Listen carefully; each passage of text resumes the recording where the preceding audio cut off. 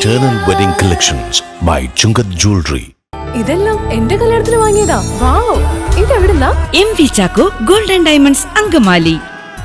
MC road maintenance നടത്തുന്നതിൽ പൊതുമരാമത്ത് വകുപ്പ് സമ്പൂർണ്ണ പരാജയമെന്ന് റോജി ജോൺ MLA.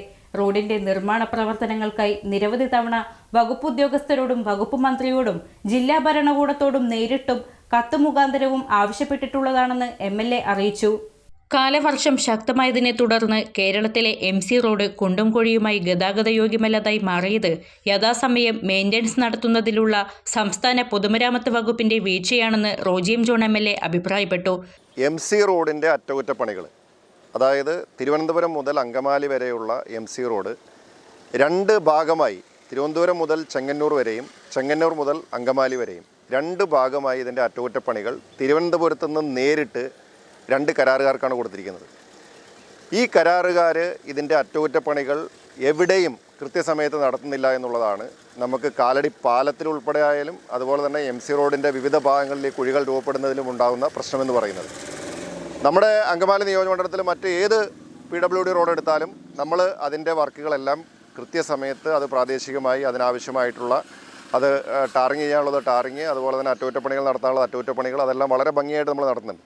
പക്ഷേ ഇത് MC റോഡ് തിരുവനന്തപുരത്ത് നിന്ന് നേരിട്ട് ചീഫ് എഞ്ചിനീയറും അതുപോലെ തന്നെ പൊതുമരാമത്ത് വകുപ്പും ഇങ്ങനെ ഒരു കരാറുകാരനെ ഏൽപ്പിച്ചിരിക്കുകയും ആ കരാറുകാരനും പൊതുമരാമത്ത് വകുപ്പും ഇക്കാര്യത്തിൽ ഇത് സമയബന്ധിതമായിട്ട് ചെയ്യുന്നതിനകത്ത് പൂർണ്ണ പരാജയമാണ്. ഇത് ബഹുമാനപ്പെട്ട മന്ത്രിമാരുടെ ശ്രദ്ധയിൽ, അത് തന്നെ പൊതുമരാമത്ത് വകുപ്പിൻ്റെ ശ്രദ്ധയിൽ, ഉദ്യോഗസ്ഥരുടെ ശ്രദ്ധയിൽ, ഞാൻ ഉൾപ്പെടെ MC റോഡുമായി ബന്ധപ്പെട്ടിട്ടുള്ള എല്ലാ MLA മാരും അതുപോലെ തന്നെ പഞ്ചായത്ത് ഭരണസമിതികളും മറ്റ് ജനപ്രതിനിധികളും ഒക്കെ ഇത് സർക്കാരിനോട് ആവശ്യപ്പെട്ടിട്ടുള്ളതാണ്.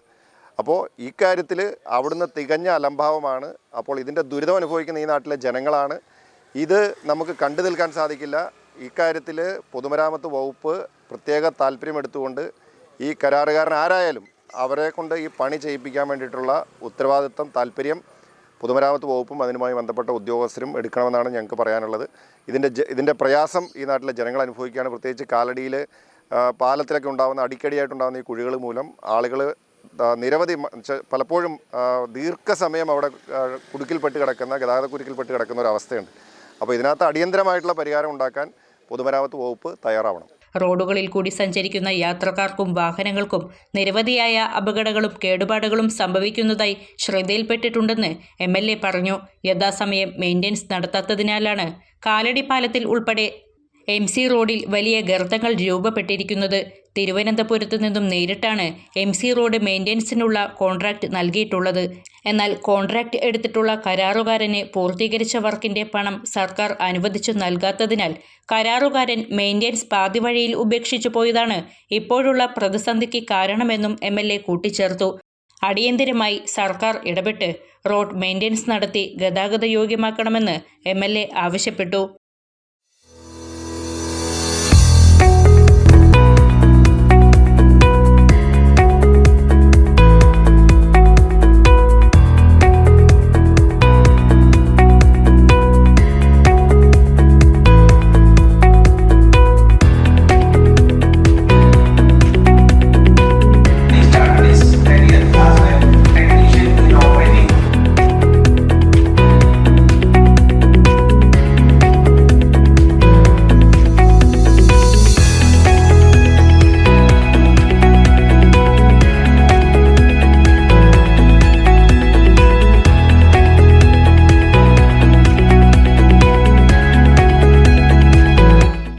അങ്കമാലിയുടെ ഹൃദയഭാഗത്ത് 100-ൽ പ്രമുഖ ബ്രാൻഡുകളുടെ ഏറ്റവും വലിയ family innerwear showroom Ziva inner world, CVR trade centre, behind Chungath jewellery, Angamaly.